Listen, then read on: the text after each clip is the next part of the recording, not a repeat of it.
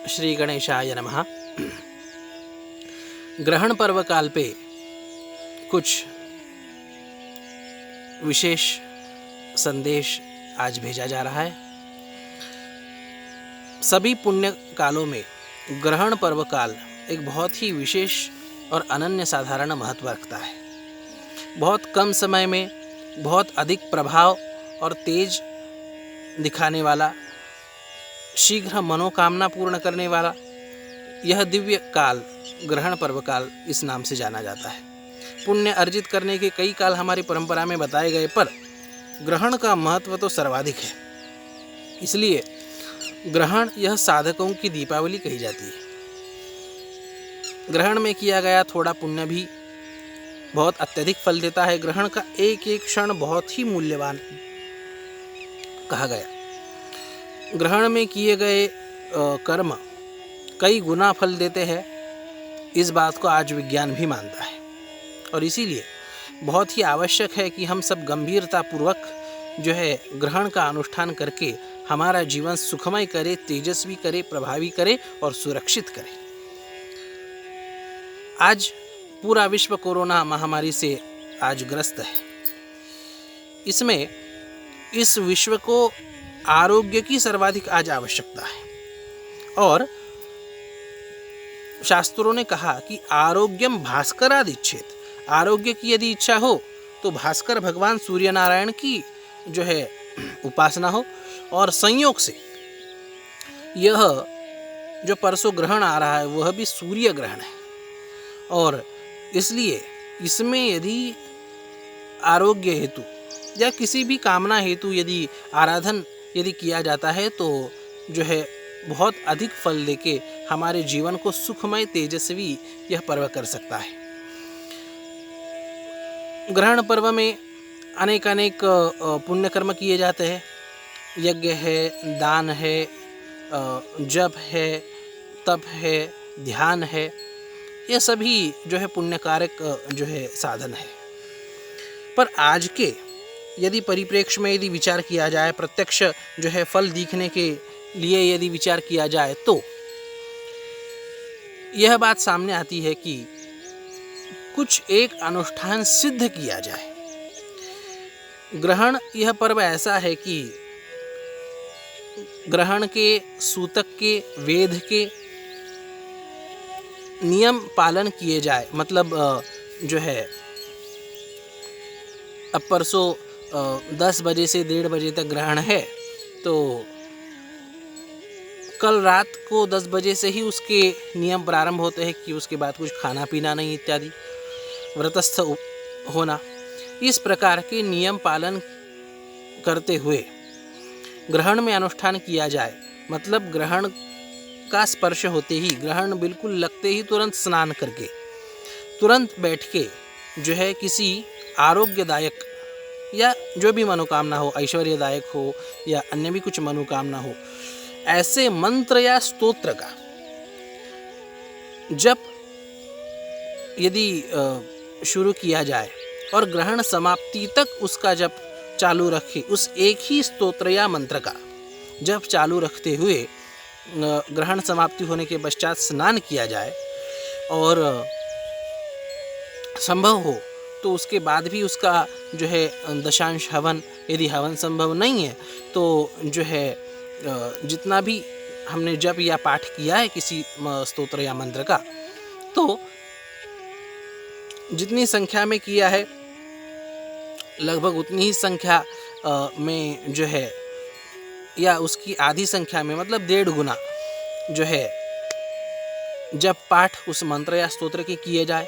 इस प्रकार से यदि ग्रहण में अनुष्ठान किया गया तो वो स्तोत्र या मंत्र सिद्ध हो जाता है, अर्थात उसके पुरस्चरण का फल मिलता है। और फिर पुरस्चरण का फल मिलने के बाद जब हम रोज उसका अनुष्ठान करते हैं तो उसका विशेष फल दिखता है। कई लोग पूछते हैं कि महाराज हम स्तोत्र का अनुष्ठान कर रहे हैं, मंत्र का जप कर रहे हैं, उसका शास्त्र में ये फल लिखा है, पर उसका फल नहीं मिलता, उसका फल दिखता नहीं हमारे जीवन में। उसका फल दिखने के लिए आवश्यकता है उसे पहले सिद्ध करने की, उसका पहले पुरस्चरण करने की। और वह पुरस्चरण सबसे सहजता से यदि किसी काल में होता है तो वो ग्रहण काल में होता है।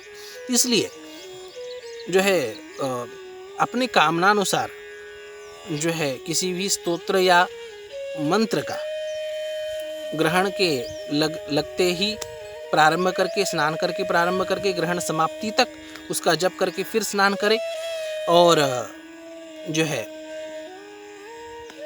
इससे उस स्तोत्र या मंत्र की उसके पुरस्चरण का फल प्राप्त होता है, उसकी सिद्धि दिखने में जो है बड़ी आसानी होती है। और इसलिए आवश्यक है कि सभी गंभीरता पूर्वक इस ग्रहण काल में जो है साधना करके इस आई हुई वैश्विक महामारी जो सभी के आरोग्य के लिए घातक है, पूरे विश्व के आरोग्य के लिए घातक है, और केवल आरोग्य ही नहीं, विश्व की अर्थव्यवस्था के लिए भी घातक है।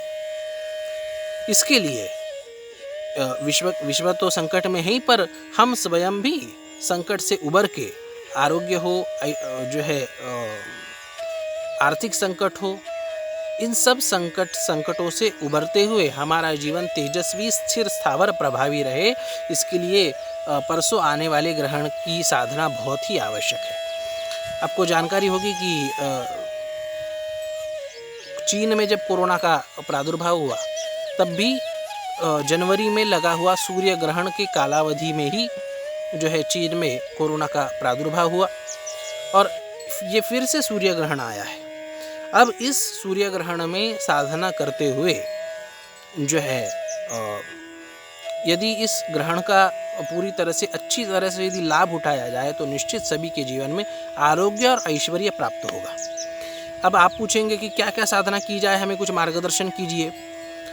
यदि आरोग्य की विशेष कामना है तो आदित्य हृदय स्तोत्र का जप किया जाना चाहिए।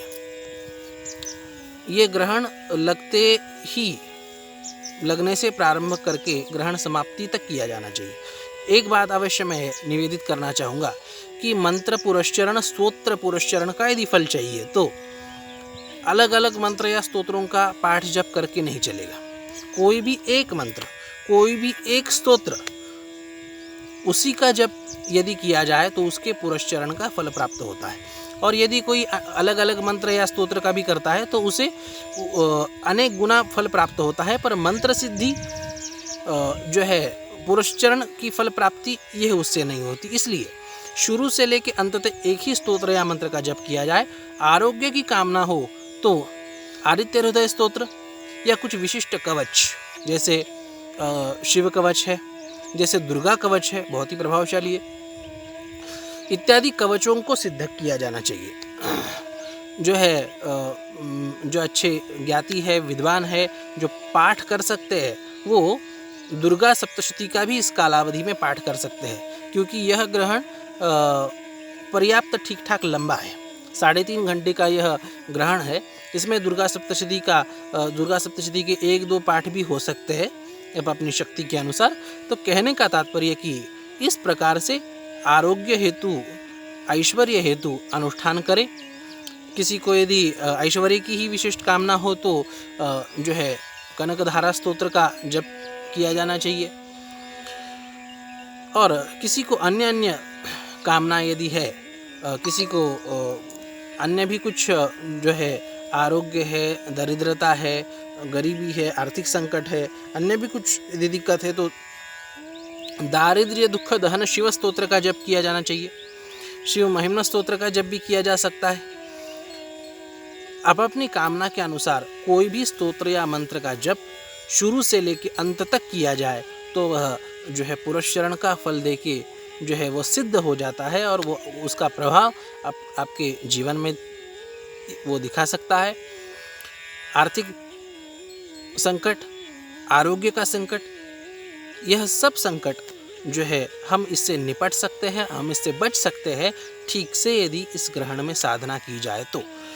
ग्रहण के सूतक इत्यादि सभी नियमों का पालन करते हुए 3.5 घंटे 10 बजे से लेके 1:30 बजे तक ग्रहण में जो है साधना करें। शुरू में स्नान, अंत में स्नान, ऐसा करें। और जितना भी जप हुआ है, स्तोत्र का हो, मंत्र का हो, जो है संभव हो तो उसका दशांश हवन करे, और यदि संभव नहीं हो तो जो है ग्रहण पूर्ण होने के बाद उसी दिन या उसके दूसरे दिन भी उसका 1.5 गुना जो है पाठ जप करके आप परिपूर्ण पुरुषचरण का फल अर्जित कर सकते हैं।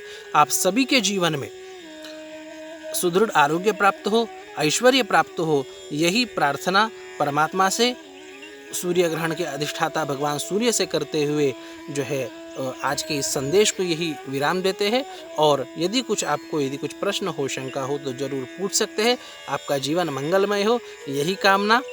सच्चिदानंद भगवान की जय।